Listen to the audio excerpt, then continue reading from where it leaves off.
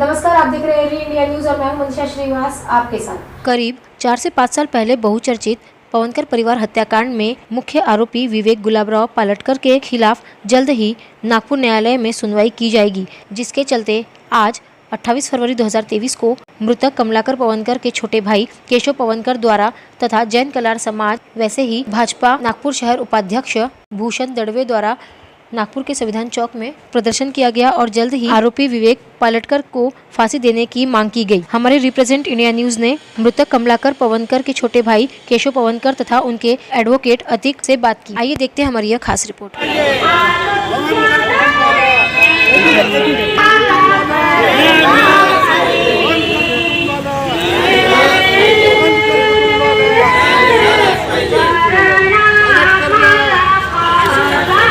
माझं नाव ॲडव्होकेट मोहम्मद अतीक आहे आणि मी पवनकर कुटुंबियांकडून माननीय न्यायालयासमक्ष त्यांची बाजू मांडत आहो आणि आम्हाला या प्रकरणात न्यायालयावर पूर्ण विश्वास आहे की तो पवनकर कुटुंबियासोबत आम्हाला न्याय मिळेल आणि न्याय मिळणे म्हणजे अशा या आव्हानाला फाशी झालीच पाहिजे याकरिता आम्ही प्रयत्नरत आहोत। आमच्या प्रकरणात खूप जास्त मेरिट आहे आणि ही रेअरेस्ट ऑफ रेअर अशी केस आहे, कारण की एकाच कुटुंबातील 5 लोकांची निगरूनपणे हत्या करणारा असा हा आरोपी समाजात त्याला वावर करण्याचा कोणताही अधिकार नाही असे आमचे स्पष्ट आणि प्रखट मत आहे।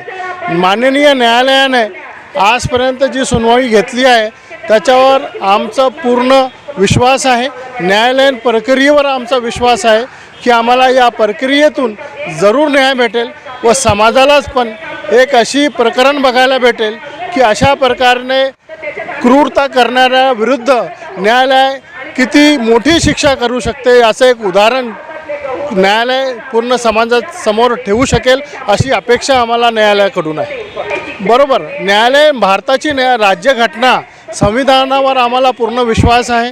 जे कायदे बनले आहेत अशा प्रकारच्या गुन्ह्यात जे शिक्षा झाली पाहिजे, कॅपिटल पनिशमेंट फाशीची शिक्षा झाली पाहिजे, त्याचाही प्रावधान आपल्या कायद्यामध्ये आहे आणि आम्हाला न्यायालयात पूर्ण विश्वास आहे की ज्या प्रकारे आजपर्यंत सुनवाई झाली आहे आणि ज्याप्रमाणे आजपर्यंत गवाहदार साक्षीदार झाले आहेत त्याचप्रमाणे आम्हाला अपेक्षा आहे की या प्रकरणात फाशीची शिक्षा हीच एक अंतिम शिक्षा म्हणून या आरोपीला भेटेल।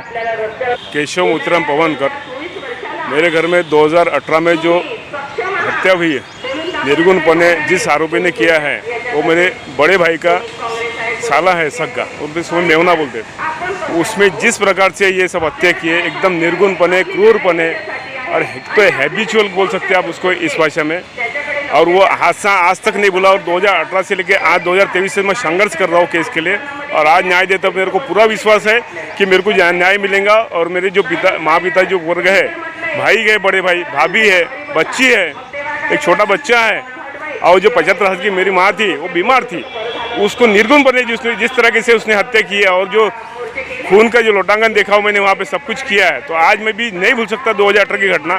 न्याय दे पूरा विश्वास हो कि उस नाराजन को, उस क्रूर आदमी को, उसको फांसी से फांसी बड़े से बड़ी सजा उसको मिले और मेरी यही विनंती है और यही मेरी इच्छा है। देखिए, मैं रहता था मानेवाड़ा में और एक परिवार हमारा खरबी में रहता था, वहाँ पूरा परिवार जॉइंट फैमिली में वही रहती थी। मैं सिर्फ यहाँ पे रहता था मानेवाड़ा में। इसी कारण से मैं ये साइड में होने से मेरे को सुबह ये मिली 6 बजे घटना।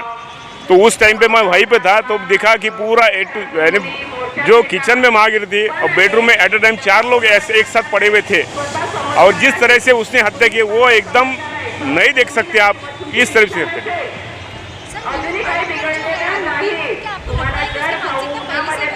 नहीं, मानसिक, देखिए मानसिकता उसने प्री प्लानिंग से ये सब किया है, क्योंकि प्री प्लानिंग से किया और उसके कुछ सालों पहले उसने अपनी बीवी की हत्या की थी। उसके बाद उस मर्डर केस ने हमारे बड़े भाई ने उसको बेल पे बाहर लाया था। उसको पहले जन्मठे की सजा होने के बाद भी बेल पे उसको बाहर लाया था। बेल होने के बाद उसके बच्चे पाल रहा था, वो छोटे छोटे बच्चे थे, उसका परवरिश पूरा शिक्षण सब कुछ कर रहा था। उसके बाद भी उस इंसान ने उसको पनाह दिया। पनाह देने के बाद उसने ऐसा सिला दिया कि वो आप भी सोच नहीं सकते। देखिए, ये बात तो अभी क्यों किया, कैसे किया और क्यों किया वो आदमी ने, ये बात तो वही बताएगा, लेकिन हम जानते हैं कि बहुत ज़्यादा निर्गुणपने किया और ये सोचने वाली बात भी नहीं, इतनी गुण बात है। नहीं, प्रॉपर्टी का ऐसा कुछ भी मैटर नहीं होना चाहिए मेरे ख्याल से, कुछ भी मैटर नहीं है, और ना कोई कर्जे का मैटर है ऐसा कुछ भी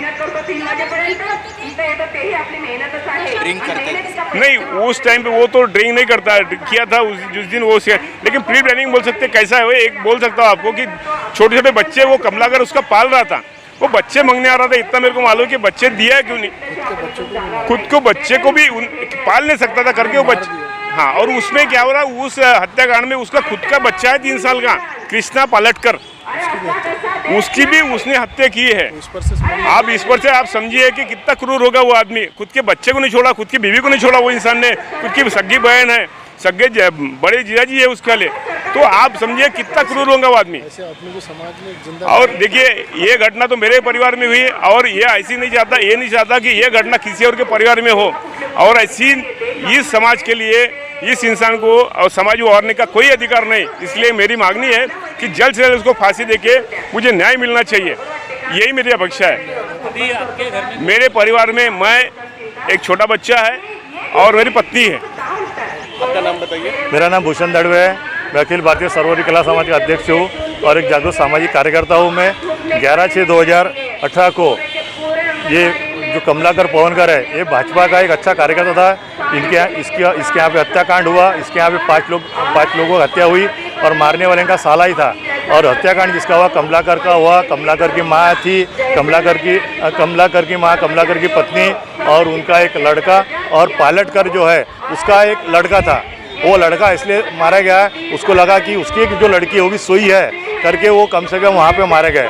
और इसके बाद हमने पुलिस कमिश्नर को मिले थे, हमने आंदोलन किए थे उस समय, और डीसीपी नीलेश भरने थे, फास्ट ट्रैक कोर्ट में इसके केस चलना चाहिए हमने मांग किए थे।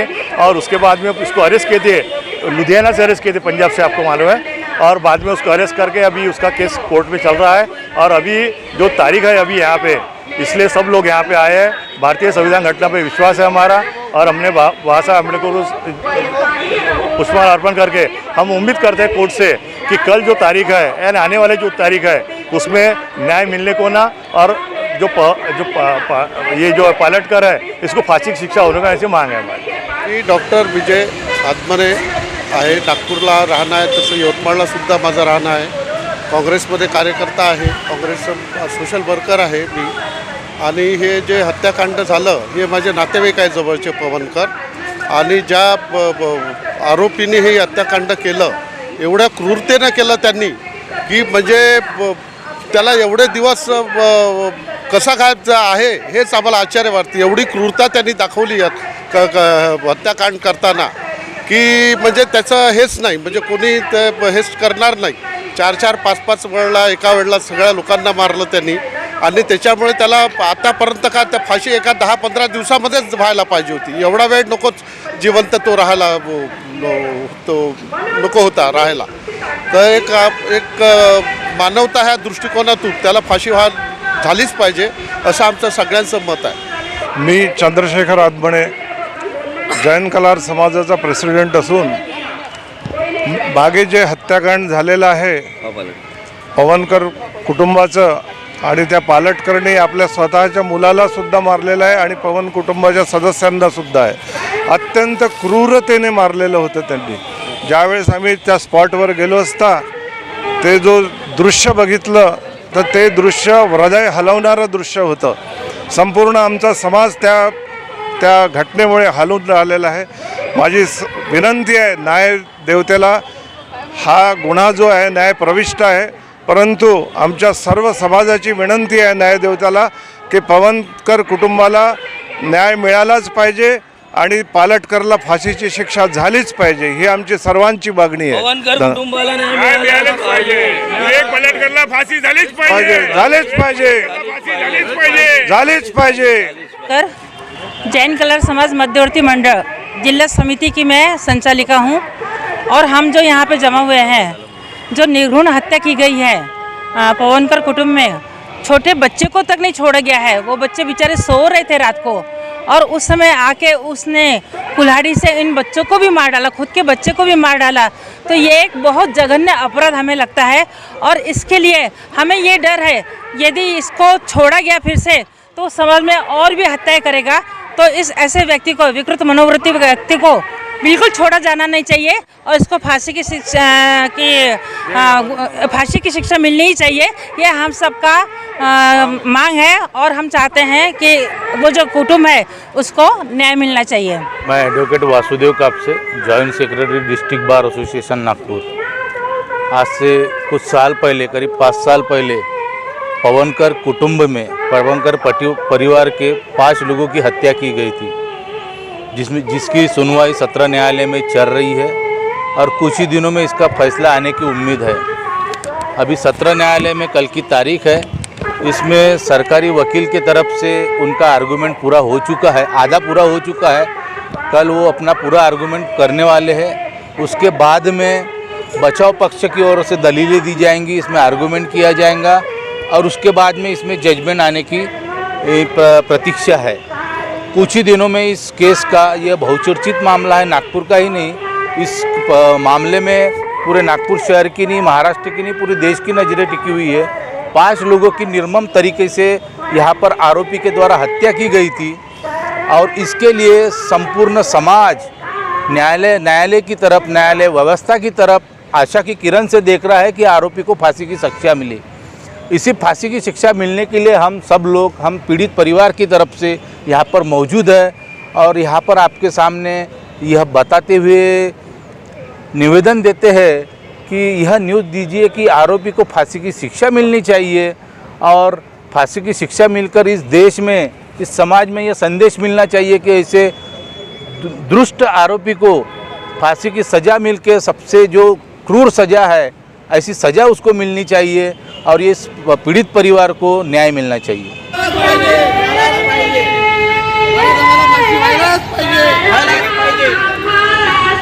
ऐसी ताज़ा खबरों की अपडेट के लिए आप देखते रहिए री इंडिया न्यूज़। हमारे चैनल को लाइक करें, ज़्यादा से ज़्यादा शेयर करें और सब्सक्राइब करें।